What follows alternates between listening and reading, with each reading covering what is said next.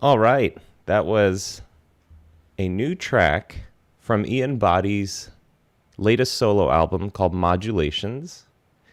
Ian is joining us today from the northeast of the UK. Ian, good afternoon. Thank you so much for joining us. It's a pleasure. Hello there. So, tell us a little bit about what we just heard in terms of modular synths, live Hmm. performance, and improvisation. Yes, all three of those. That was an excerpt. It was an edit of a longer track called Prague One. The reason it was called Prague One because it was done in Prague. In fact, it was a very nice night overlooking the cityscape of Prague. The sun was going down, and I had my modular synthesizer with me, one of my portable ones. Well, you can see some of the big stuff behind, but this is like a suitcase style thing you can take on a plane. And I was over there having a vacation with my partner Wendy, but I was also doing a little talk at the synth library while I was over there, which I didn't record, but I was kind of working on some ideas. And with modular synthesizers, you can have what you want in there. So you can choose as a musician and artist, you can choose the modules you want. So everyone can have their own system which does what they want. And one of the things I really like about it is it's a unique performance. What I played there, even if you asked me, even if you give me loads of money and offer me, I would never ever be able to reproduce it exactly as I did. I might not even get that close to it because the connections of the wires you have to put in changes the sound and how you work with it, and then it's by the seat of your pants. And when you hear the longer piece, you can almost hear me build it little bit by little bit, brick by brick. I am adding things on top. Because it's quite a small system, there's limitations, but in some ways that's quite nice because it focuses your mind on a certain way of working, a certain composition. I had some field recordings in there of trams and background noise that I had recorded in Prague, and it was just in the moment. And all the tracks of modulations are little modular performances that I did in 2019. Some were live. Gosh, remember that, playing live. Some were live in front of a crowd. Some were for blogs. Some were like the ones in Prague when I was just experimenting on my own. And I wanted to assemble all these. It's quite a long album. It's maybe 130 minutes long as a download. But there is a vinyl edition, which is a more condensed 40 minutes worth. And what you heard there, that Prague one, is on that edition and the digital edition. And this album, Modulations, is available on your record label. So if you could spend just a minute sharing with us a little about Din Records and how it got started and what you do there. Oh, gosh, that's a big question. Din Records started in 1999, so that's 21 years ago, which is quite a long time.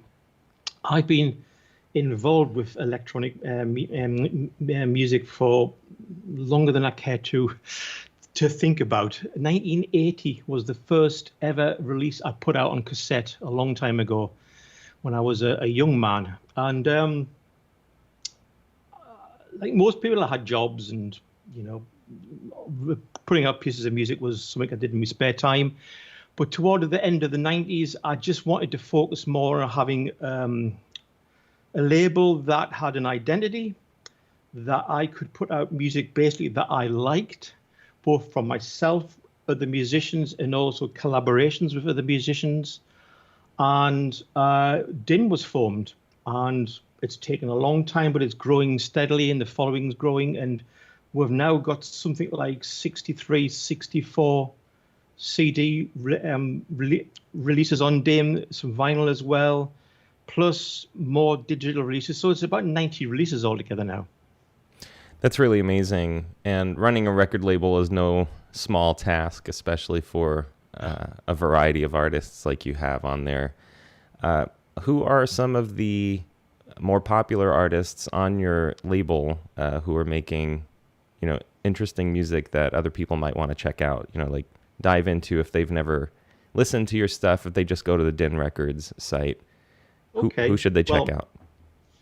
Depends what you're into. If you're into the Berlin School sequencing, Tangerine Dream side of things, you want to check out Node, who are amazing guys for amazing musicians with way too much gear for their own good, but they're fantastic what they do. And also a project that I have with Mark Shreve called Arc. So Node and Arc, if that's your kind of vibe.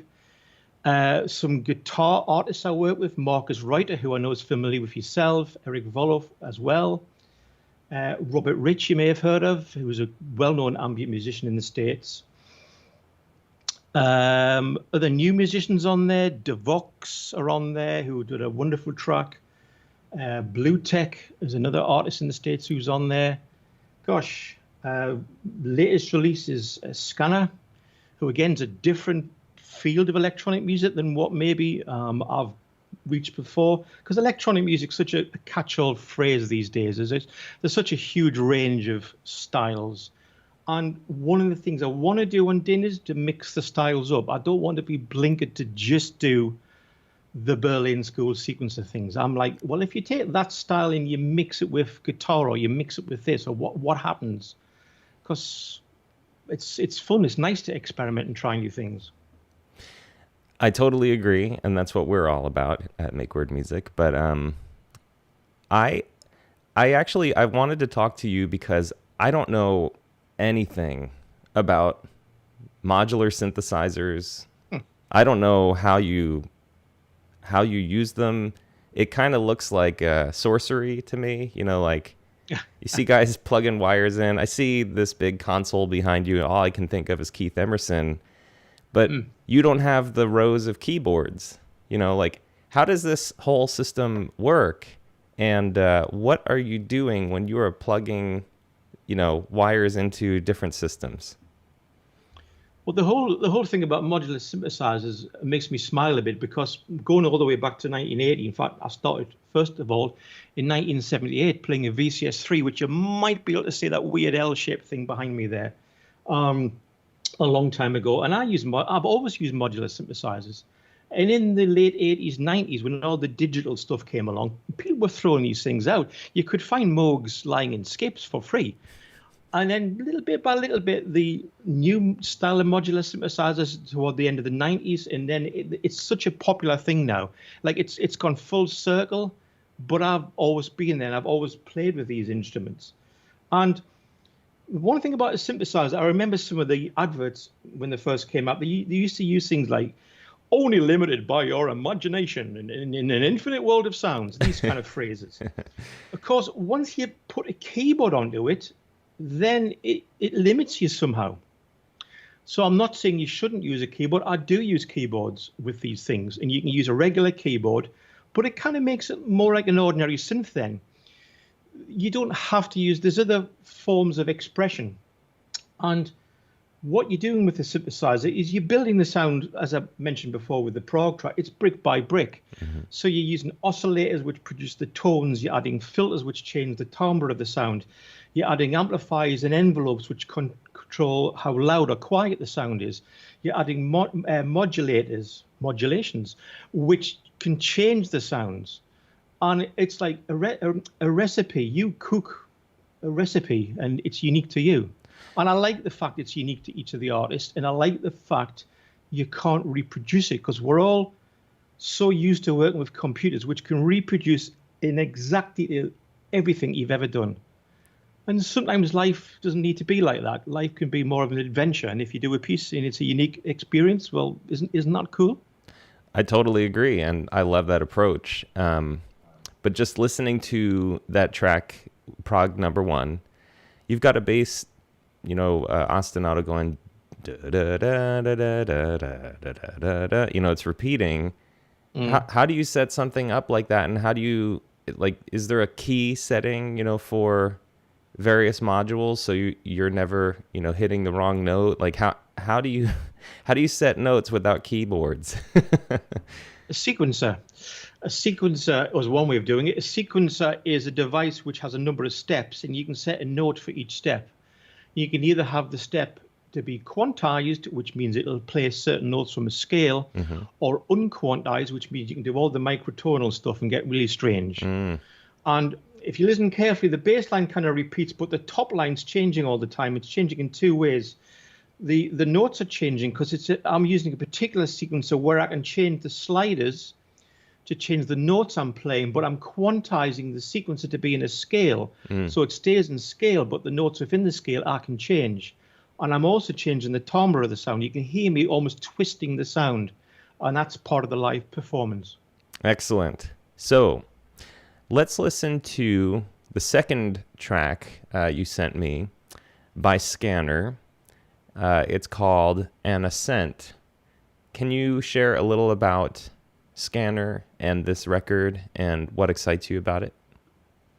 Robin Rambo Scanner was one of the first musicians who reacted to the lockdown in the UK by doing a really nice streaming concert, which was watched by quite a few people. And I've known Robin for a while. And he's in the YouTube chat, by the way. I didn't realize that was him. Yeah, and I listened to his set. I actually watched the set, and I thought, this is really cool. This could be on Din. So I literally contacted him the same night. I said, Robin, that was a really good set, mate. Why don't you do an album's worth of music like that for Din? And he went, okay. So the setup that he had for his live streaming event, he basically left it set up in his studio at home, and for the next week he just improvised and did about 90 minutes worth of stuff, sent that to me, and then I curated a selection of tracks which became An Ascent. And it's worked really well. It's a beautiful work. It's very subtle at times. It's the textures are kind of lo-fi, grainy. There's a kind of looping effect going on here, which is a little bit like the old tape loop kind of thing.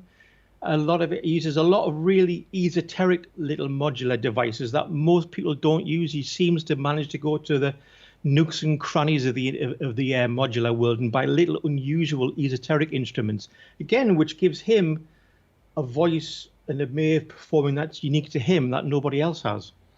All right. So that's a great introduction. Let's take a listen to The Ascent.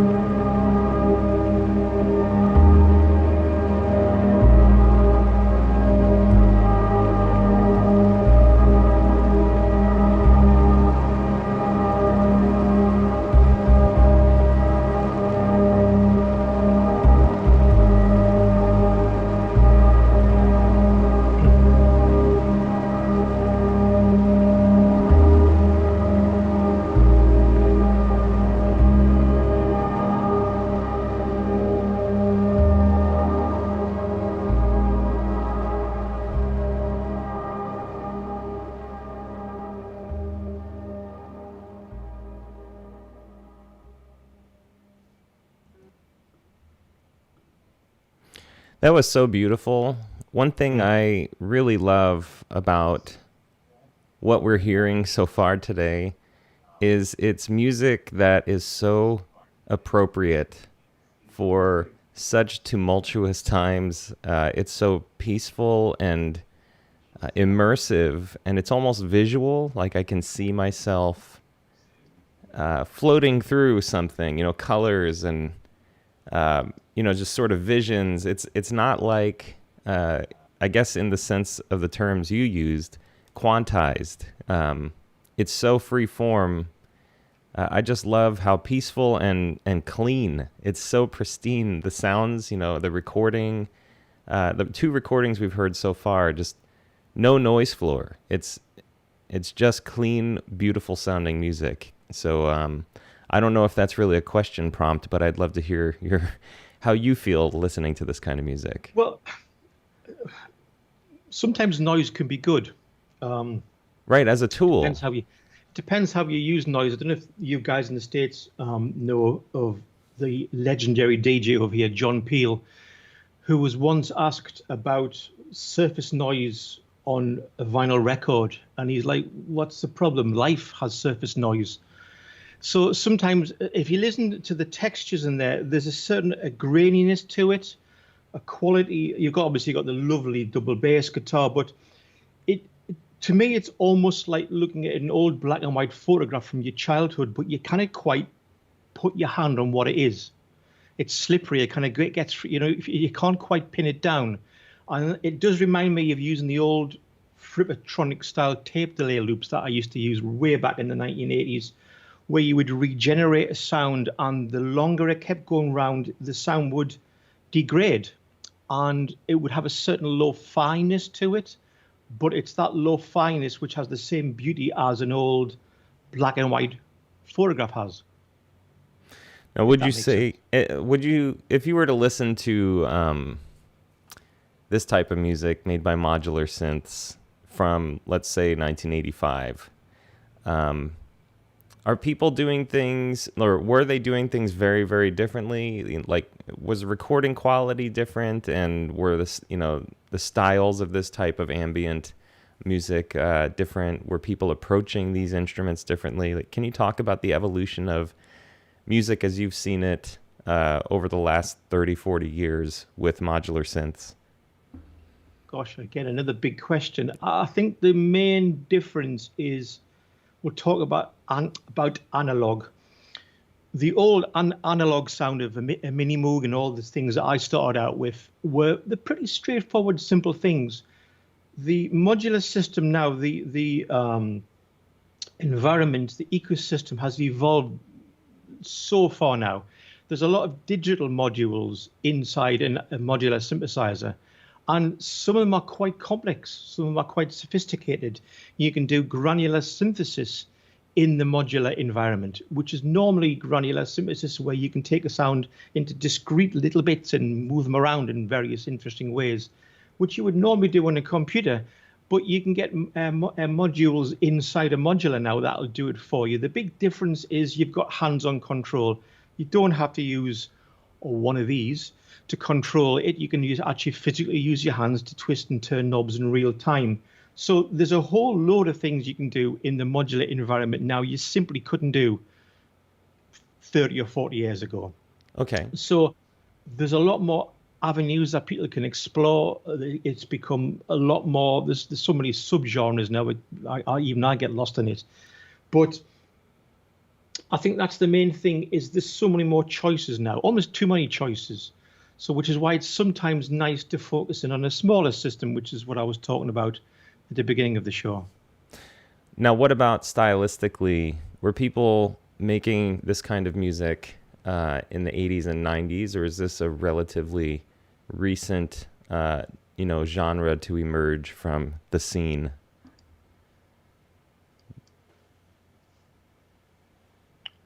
Sorry, I seem to have lost you here for a bit. Oh, okay. What about in terms of the stylistic approach to creating the music? Not so much the technology, but is this sort of ambient music a new emerging genre? Did the modular synths come out of 70s like progressive kind of music, or dance Well, music, I or guess whatever? the source for all that is Tangerine Dream, Klaus Schulze, for want of a better phrase, the krautrock kind of scene, all that scene which started in the 1970s, which was the German bands, Kraftwerk as well. These guys really set the mold. Kraftwerk became more down the dance kind of route, I guess, and then the whole dance scene came from that. Well, not just from that, but you know what I mean. Yeah. The whole Berlin school sequencing, that early Tangerine Dream, which I still love. Of course, I love it. That's what I grew up with. I can still remember hearing Phaedra on the wireless, I'll call it. It was so far long ago when I was like 14, and I was like, what is this? I've never heard anything quite like this. So that's the heritage, but people can take it way beyond that now. And people should take it way beyond that. Some folk like to constantly retread the past. Not for me. Sometimes I do it with ARC. We have the big Mark Shreve, who I work with Mark, with ARC, has a big, huge Moog modular synthesizer. Trust me, nothing sounds like it. It's got that sound. And that's, if you want to do that, that's cool. But there's so many more things you can do now. And it's like, well, just try stuff. What can possibly go wrong? You're either going to like it or you're not going to like it. You might as well give it a go. You mentioned earlier that you could pretty easily find modular synths in the garbage. Yeah. Pick them out of a dumpster. Yeah. I'm guessing it's not that way anymore. I'm No. guessing it's turned into kind of a lucrative market. Can you talk a little about, the change of that, why, and who are some of the big players now? Well, of course, there's two things. The old vintage gear, and some of the gear behind me is quite vintage. The Roland 100M over here, I bought some of that in 1982. The VCS3 behind me, which I've mentioned, I won't even tell you how much that's worth now. It's 5 figures. It's a lot. It's crazy. Wow. I paid a lot less than that in 1993. I bought it from a store who really didn't know what it was, and said, "Ian, do you want to buy this for £300?" And I'm like, "Yeah, okay." So it's a bit like art in a way. Old things gain value over time, and whether you think that's a good idea or not, I'm not so sure. It means things become so expensive that the average certainly young musician or even older musician cannot afford those things. And in the old days, of course, the big Moog modulars that Keith Emerson used, nobody could afford those apart from him. The new modulars are much, much cheaper. You can start out now with a few £100 or dollars and get a nice little system. You can experiment. You can build it up over time. So I think the democratization of being able to use these systems because the prices are so much cheaper is a very good thing. And there's a huge second-hand market for these things. People buy modules, try them for a few months, decide they don't like them, swap them for something else. There's a huge kind of underground thing going on there, which is okay. So tell us what is going through your head when you are performing or improvising. On the guitar, which is my main instrument, usually I'm thinking, okay, what kind of mood am I going for? But I have to think about, I'm limited to notes on a neck, the sounds that I can produce with those strings, perhaps if I have pedals or something like that. And then scales, what scales do I need to use? How do I make this, sound good? But it sounds like you have infinite options. So I'm curious how you approach, when you're improvising. Yes and no. Infinite options, of course, isn't necessarily a good thing. Right. And come on, I mean, we know some guitarists that we know who may be playing soon. They do things with guitars that make it not sound like a guitar. With some of the pedals and software you've got these days, guitars, for any musician, can change the sound. But those guys are pretty rare. That's what I'm getting at. They are, but I mean, I've never seen playing a synthesizer any different to playing any other musical instrument, because fundamentally you've got to have a few things in place. As a musician, the most important thing is the idea. What idea do you have? What are you trying to say? A musician surely is trying to say something. They're trying to express the emotions, how they feel, what's going on in the world, what a million different things. They're trying to express that. It's then a case of, do you have the chops to express that? Do you, if you're a guitarist, do you want to play really fast? Is that how you want to do? Maybe you can't play really fast, so therefore play slowly, but more in a more subtle kind of way. So the technique is a second thing. So in some ways, the instrument, all the complexity of the modular thing isn't that important. It's just it is an instrument, but it's a tool you have to learn, like a guitar or a piano or any other instrument. And once, one of the main things people say to me when they come into my studio here, I wouldn't know where to start.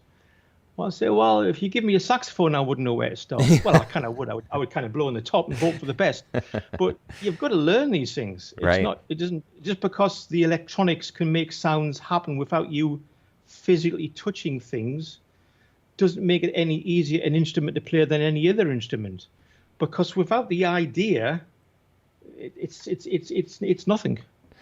I agree in many senses. As someone who's never played an analog or a modular synthesizer, I just think when I look at a guitar, I can directly interact with the way that it makes sound by just doing, hitting a string, just bing, Yeah, well, I can do that as well. I mean, I do use keyboards.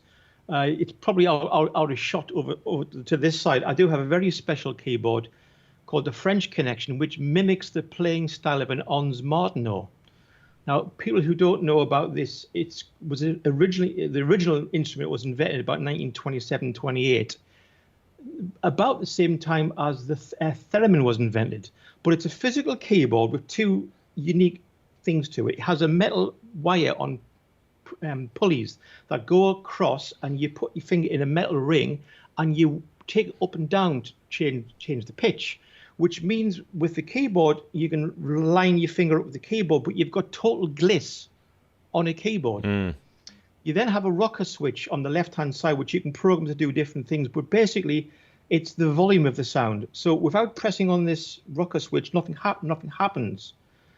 The combination of the two, the rocker switch and the modulating the ring up and down the pitch, means as a player, I've got total articulation of the sound, both the pitch, the timbre, and the how loud or soft the sound is, just the same as a violin player would have with their stringed instrument. And it's simply the most expressive thing I've ever played. It has a beautiful haunting sound. Of course, the modular, I can get any sound I want, but I have to physically play this, and I had to learn how to play that. But the other side of the coin is when you heard Prog 1 playing, I can reach out, and if I want to change the filter to brighten the sound or soften the sound, it's instant. It's just there straight away. So it's as instantaneous. That's what makes it so much fun to play, as opposed to using one of these on a computer where you've got multiple screens. And you can play with a computer, of course you can, and people do amazing things with that. But it's kind of nice just being able to reach out and touch and control things. Boy, you're really selling me on this whole thing. I feel like I'm ready to go out and buy something. So, well, that might not necessarily be a good idea. But no, I don't think so. Not at this time in my life. But tell us about the Tone Science series. You're wearing a Tone Science shirt. Yeah, the first Tone Science T-shirt. As I said, I've been using modulars all these years, and the scene's starting to grow. So I thought, wouldn't it be a nice idea to give different artists working within the modular world a platform, a nice series of albums where they could showcase their work? And there's three of these now, 1, 2, and 3, and a sneak peek at number 4, which is out next month. Each one has 9 artists from different fields. Some people are purely working with the modular. Some people work with soundtracks, but they use modular. Some people do it as a one take. Some people do it as a multiple take, but it's all using modular synthesizers. My job is to curate each one, choose the artists, choose the tracks, and to create a nice flow so it flows as an album on its own. It doesn't just sound like a series of demos. Because there's an awful lot of content on the internet with people with modulars, and an awful lot of it sounds like people who've bought the gear but maybe don't quite know what they're doing yet. I'll be kind. shall we say. So I want these to stand up as musical CDs on their own, and that's where the whole so it's like a sub-label of Din. And what are we going to hear next? It's a track off now. Is it number 2? I'll have to check myself. Yes, Kaspar Hesselager. Apologies if I haven't pronounced your name correctly, Caspar. And this is a beautiful track of cosines and tangents, module number 3 in the Tone Science series. And it's only an excerpt because it's quite a long track. It's a beautiful repeating ostinato. The melody is such a lovely, but you'll hear him constantly change the sound. And there's one point where it just drops and the bass comes in, which is a spectacular. It's a beautiful, and there's all these like little fizzy, almost like electricity. It's almost like it's alive. Beautiful, a beautiful track. All right, well, let's give it a listen.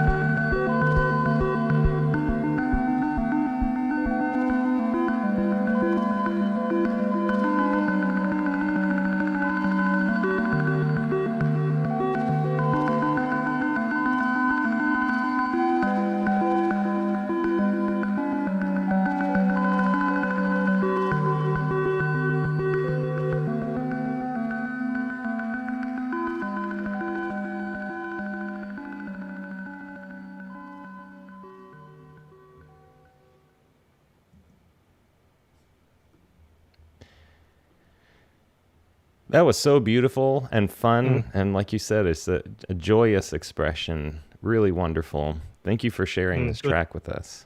I'm glad you like it. It's the tune is it's one of those melodies you could it's like a trance-like state you can hear over it. It's beautiful, but it's all these little fizzy, almost like electricity. It's like alive. Yeah. And again, no one will ever make that a track. That's a unique track, unique performance. Yeah, so much texture, so many. Mm, It's definitely alive and in a very organic way. You know, mm, things just happening, sparking, and it doesn't. yeah. I'm guessing, and I've experienced this myself. When people who are new to creating and releasing music share their music with me, I'm always grateful that they're excited enough to share with me. They want to hear my ideas. Um, but that is one of the qualities that I find is missing from new musicians releasing music. There's they're doing all of the right things. You know, the song might have structure, it might have instruments, you know, doing things, but there's no life to it. And these Mm, pieces that we've heard today have life, and you can tell that the people who are making it listen to music and love listening to music, love making music, and they mm. understand that music is an organic expression. So I'm really digging everything that we've been hearing today. That's cool. Thank you for that observation. Good. Excellent. So I don't want to run out of time. I'd like to wrap this up at the top of the hour. So give us a little intro to this next piece with Marcus Reuter, who we have featured many times here on the site. Yes, Memento, which was the last collaboration we did. I've known Marcus for a long time. In fact, his collaboration with me, Distant Rituals, was the second ever release on DIN, all the way back in 1999. We were introduced by a mutual friend, Sid Smith, and working with Marcus is always great fun because he comes from a completely different musical direction. You would think, well, what Marcus does, what I do, why would that even work? But actually, sometimes two completely different approaches. And every album we've done, it always has, there's always interesting results. And it's always music that we wouldn't have done on our own. This track uses this 100M behind me to take one of Marcus's loops, but chop it up with filters, which gives a beautiful rhythmic liquid effect. And then Marcus has this gorgeous, gorgeous guitar solo on top. Very cool. Marcus is actually how I heard about you. And I believe it was the Memento collaboration, but I could be wrong. Nevertheless, I've only been aware of you and your music for a couple of years, and it was because of your work with Marcus, who is Cool. just such an interesting and innovative musician. So, looking forward to hearing this piece. It is called, this is Memento. Excellent. Yeah. All right, let's take a listen.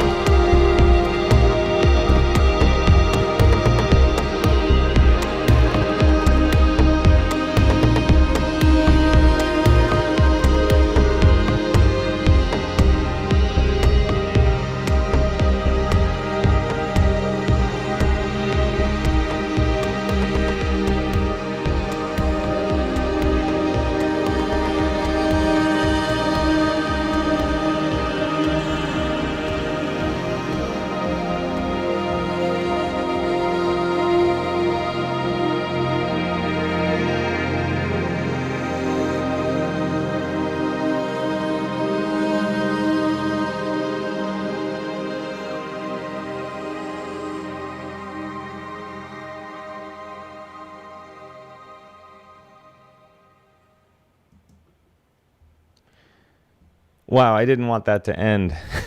Yeah. I really wanted to go into the next few minutes of it, so I think that's the biggest sign of a great excerpt. Yeah, we had to fade out a little bit before the end. So there's some beautiful floating chords at the end where one of Marcus's lovely loops is underneath, and I've got 3 or 4 layers of pads and strings, which just kind of, again, it's like almost like mist. You can see the beauty, but you can't quite grasp it. It's not like this. It's not like a solid surface, if you know what I mean. Absolutely, yeah. So this is usually about the 50-minute mark is where I start getting on my soapbox. So, Yeah. and that soapbox is that good, real music needs to be supported financially, and that Ian doesn't do this for free, although sometimes he might accidentally. um, the point is, I have featured the Bandcamp URL on the lower left of the screen, and Ian's website URL on the bottom right of the screen. And then while we've been listening, I've featured his Patreon URL. So dinrecords.bandcamp.com for people listening. Ian Boddy with 2 Ds. That's BODDY.com. Or just go to patreon.com/Ian Boddy. And this is important because running a record label is hard work. It's expensive. It's time consuming, and it doesn't self-perpetuate. It needs water, and that water is our money. So please consider, if you've liked anything you've heard today, please go to the Din Records website or go to Patreon and throw Ian a few bucks, buy some music. There's a lot of very affordable music on Bandcamp on his page, so please check it out. Ian, anything to add about your work and financial stuff?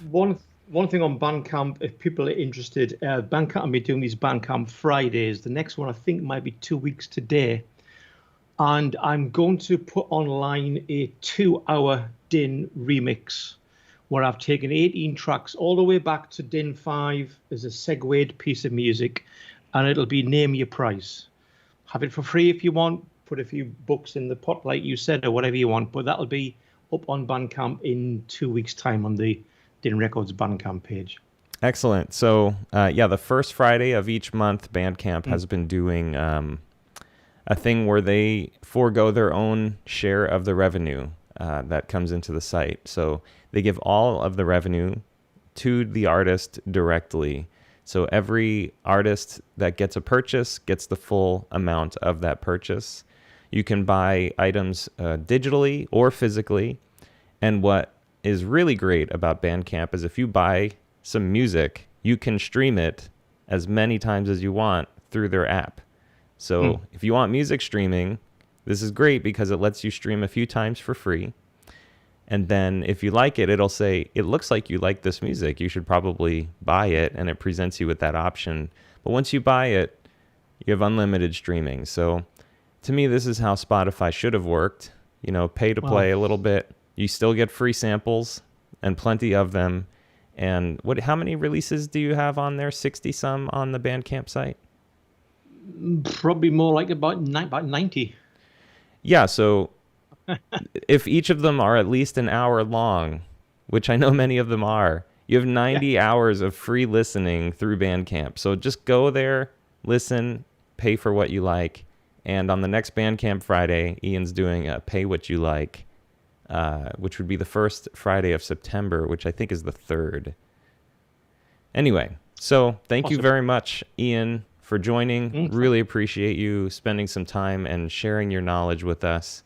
Tell us a little bit about this last track before we go. Omicron. Musician we've mentioned before, Blue Tech, has a label called Behind the Sky Music in the States. And he has this wonderful compilation called Portals. Beautiful cover. It's like a retro sci-fi thing. And that was the whole vibe he was after. So I composed this piece, start of the year. It uses a lot of the modular things we talked about before, but in a much more structured format. It's actually an eight chords sequence which I wrote first, and then I used the modulars in the Moog basses. And this will be on a forthcoming album of mine, which will be called Axiom. And that will be out in November, and it will be the opening track of that album as well. All right. Sounds great. Again, Ian, thank you. And thank you to all the people who joined us for the live stream. Thank you so much for all of your comments. I know there weren't really questions. I didn't quite make that clear, but a lot of very supportive and excited listeners. So I hope that you see some sales today. Thank you to everyone who joined us. And we'll see you in the next one. Let's listen to Omicron.